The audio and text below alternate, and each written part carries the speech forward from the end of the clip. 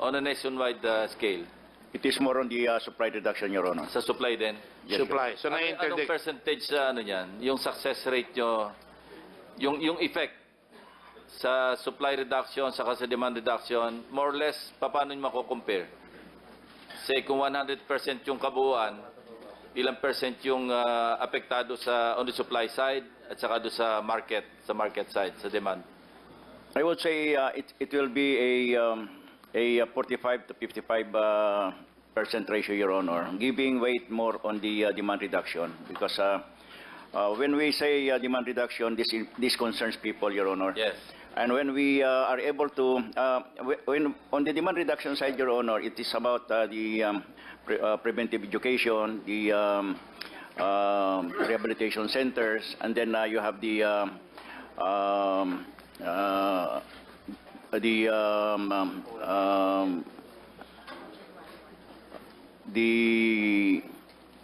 organization, mobilization, and getting the people involved in this fight against drugs. And when we have that situation, this is then when we have the people awakened and get involved in this fight against drugs, then we will have a better chance.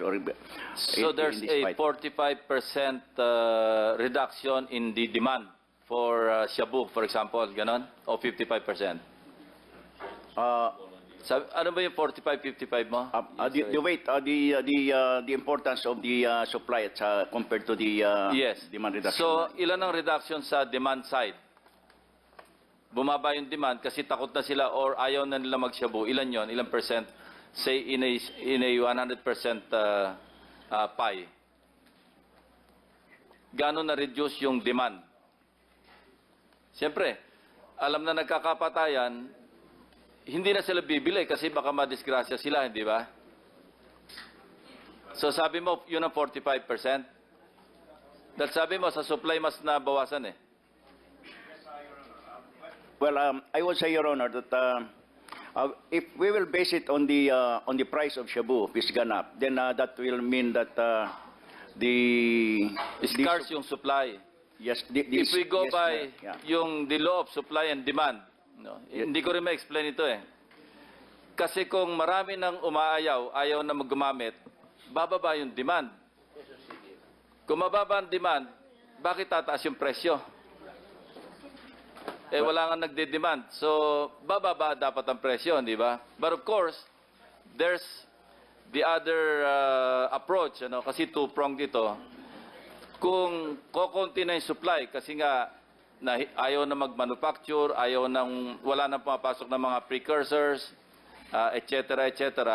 Scarce ngayon yung supply, tataas yung presyo. Pero dahil mababa naman yung demand, bakit sobrang taas? Umabot na ng ilan? 25,000 na per gram ang sa Yes, Your Honor. high-end.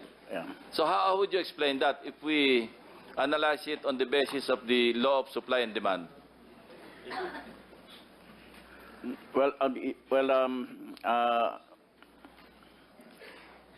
Kasi demand- constant yung demand, hindi nabawasan, pareho pa rin nagdi-demand, wala nang supply, naturally, tataas yung presyo. that's right, Your Honor. But kung nababawasan din yung demand, maski nababawasan yung supply, hindi gaanong maapektuhan yung presyo, di ba? Yes, Your Honor. Kasi walang takers, walang buyers masyado eh. Nabawasan, say, 100 dati yung gumagamit. Natakot na yung, okay, namatay na yung 10. Natira ngayon, 90. Doon sa 90, natakot yung 50, naiwanan 40 na gumagamit. So, konti na lang yung bibili. Bakit tataas ang presyo? Yes, Your Honor. Maybe I would say, Your Honor, that the effect of the demand reduction activities will be felt a little later. For example, rehabilitation. On the rehabilitation, that it will take about 6. But remember that more than 700,000 drug users have surrendered. Di ba? And maybe hindi naman kaya i-accommodate lahat ng rehab centers yon. So yung iba, self-rehab. No, withdrawal na lang. So kung 700,000 users out of 3 million, that's a big dent, di ba? So bakit mataas pa rin ang presyo? even assuming na yung supply nabawasan kasi wala nang masyadong nagagawa mga laboratory, bakit tataas yung presyo pa rin ng ganong kataas? Pwede mag-spike yung price, pero hindi ganong kataas kasi nabawasan yung market mo, yung merkado eh. Can you make an analysis Yes, Your Honor. and We'll submit do. to the committee kasi mahirap magkwenta mentally eh. Yes, Your, Di ba? Your Honor. Well, offhand, Your Honor, maybe the demand reduction, the supply reduction is more effective than the demand reduction. So that's why the price of the shabu has gone up. But we will make a study, Your Honor, and we'll Yeah, present it. based on study. Tapos teka, na-redefine nyo na ba yung affectation, yung barangay affectation? Kasi I understand, kaya 94% o 93% sa Metro Manila ng mga barangays affected. Kasi isang user lang sa isang barangay, drug affected na. And I suggested in one of our meetings, i-redefine ninyo, otherwise hindi kayo aalis ng 100% drug affectation. Maybe, magano kayo ng threshold? Yung talagang pag affected yung barangay, hindi yung affected isang tao, buong barangay affected na. Hindi ba? Ano ba yung ano nyo dyan? How would you redefine? Yes, Your Honor. We now define the affected barangays into three categories, and these are the seriously affected, and then moderately affected, and slightly affected. And then on the seriously affected, it will mean that there is a presence of at least one clandestine drug laboratory or marijuana plantation in the community. Reported presence of more than 20% of the barangay's total population are drug personalities. Yes, Your Honor. And then for a moderately affected barangay, it will mean that there are 2% or 20% of the barangay's total population are drug personalities, meaning users, pushers, or financiers. And then slightly affected, it will mean that less than 2% of the total barangay population are drug personalities, Your Honor. So, because you have redefined, nabawasan ba yung drug affectation? Ano na ngayon ang statistics ninyo? How many barangays out of the 42,036 barangays all over the country, ilan na lang o how many percent na lang ang drug affected based on your redefinition of drug affectation? There is an ongoing survey again, Your Honor, based on this new definition of drug affectation, Your Honor, and we will also submit our report Okay. as soon as it is obtained, Your Thank Honor. you. Thank you, Mr. Chairman. I just have a few questions to General La Peñas. Let me cut to the chase here. Dumami ang drugs. Bakit hindi natin nasawatayan dati? Ngayon, sumobra na tayo, we have to resort to certain things. How do we prevent that from happening? Would you say, well, I'll ask one question muna. Would you say, Chief Superintendent, we're winning in Manila? In your jurisdiction? Sir, I would say in the In tactical spite of level, your yes, sir. position? Yes, sir. At the tactical level, at the street level, I believe we are, sir. I can firmly stand on the record of the Manila Police on this. You're winning. Yes, Your Honor. When are you going to defeat it? As long as we'll be able to clear all 92 barangays of drug affectation, sir. And how will you be and able to total clear it victory. if the source of the drugs, as Senator Lacson was asking, the supply keeps on coming? So, still with our relentless anti-criminality campaign, Your Honor. So you're just fighting fires. And in cooperation with other agencies. Let me ask, and I've asked you this before.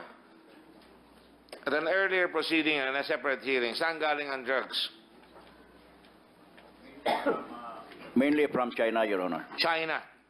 I heard somewhere North Korea. Ano ba yan? Totoo ba yan? Well, there was a mention of North Korea by JB Sebastian during the congressional hearing, Your Honor. Yeah, but as far as our record is concerned, we did not have that information. Do you think the government is doing enough to stop the flow of drugs from China? I would say yes, Your Honor.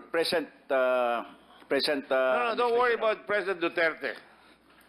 We are. Because I know that meron siyang laro with China. What I want to know is what we can do to stem the tide of entree of drugs into the Philippines from China. Yes, Your Honor. We have been talking with our counterpart with the Chinese government, Your Honor, and on the international cooperation side aspect of it. That is one aspect. Kinakausap natin. I even sent a note verbal. Sinabi ko sa DFA, nagpadala ng note verbal ang China. Pumapasok pa ba hanggang ngayon? Yes. Well, point of reference, Your Honor, I cannot say that we have shabu or precursors that have entered since this time that we have started talking. All right. Let me qualify. Ilan ang shabu, ilan ang other drugs? 90% ba shabu? Yes, Your Honor. That's Are you yes, Your sure? Honor. Yeah, that's the drug Ano of choice, ano Your susunod Honor. sa shabu? It's marijuana, Your Honor. Marijuana. Ilan ang marijuana? Of the 100%, 90% common shabu, ilan ang marijuana? The other day, go ahead. We'll just look into our records, Your Honor. See, while you're looking at your records, I know you can do two things at the same time. Yes, Your Honor. The other day, pumasok isang Chinese, Brazilian ba yung isa? Yung galing sa Brazil? Tatlo ang nahuli ninyo. Nagpapasok ng cocaine at saka ecstasy ba yan? Yes, Your Honor. That's Anong one, nationality po yun? To Chinese, Hong Kong, Your Honor. From Hong Kong. Yes, Your Honor. Uh, And Russian. Isa Russian, tama, Yes, Russian, Russian, tama, Your Honor. Russian at saka dalawang Hong Kong. Hong Kong Chinese. Yes, Your Honor. So sa mga tuloy-tuloy pa yung pasok ng drugs hanggang ngayon. Yes, Your Honor. These are the true couriers, but not the bulk. Maybe I've done a poor job at it, but I was asking the good chief superintendent a while ago. I talked about the economic situation in these areas. Mahihirap, ano? And then the other one, so economics should be solved by if you think, chief superintendent, if people had jobs, they would still resort to drugs?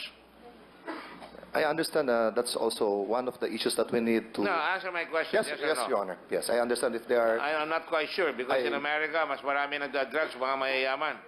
Yes, Your Honor. Because most of the Yeah, arrests yeah. we have made, they claim that they're into drug trafficking because they cannot support or sustain... That's correct. But so, kung may trabaho yung mga tao doon, I'm looking at the solutions in the long run because it started like this because walang trabaho.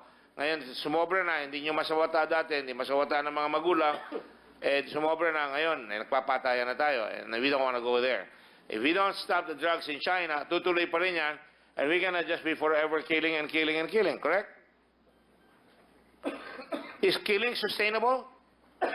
Chief Superintendent? Your Honor. No. It has to What stop are your at one point. solutions? At present, we'll be able to implement a comprehensive anti-drug, Stop the drugs coming in. not just enforcement, but also other... I worry, and this is my next question. Yes. And this is all planned, no, na meron tayong nahuling factory na ginagawa. Inausap pa yung governor ng Pampanga. Paano nakapasok yun? Ganyan ganon. Ang laki-laki nung pabrika. 100 kilos a day ba yan? Director General? Yes, Your Honor. Per production cycle, it can produce 100. Pero hindi pa sila nakapagsimula, di ba? Not yet, Your Honor. But Pero- it's ready. It's just waiting for the precursor. Sa madaling sabi, ang China, pumapasok dito, nadadala sila, ang nasa Chinese-sponsored, makaramihan nila, nagpapasok silang ganyan. Paano nakakalusot yan? Because kung nakalusot yan, ganyan rin ang nangyari, bago nangyari itong malalang problema natin, na pabaya tayo. Pabaya tayo eh. Pasok ng pasok, una, konti, oy, maganda magpasok dito, maluwag sila sa kanilang airport, pumasok na tayo ng pabrika ngayon. Lumala na nga ng lumala. So, kaya popular yung position ng presidente na Kahit na hindi siya nagpapatay, siguro hindi naman siya nagpapatay, no?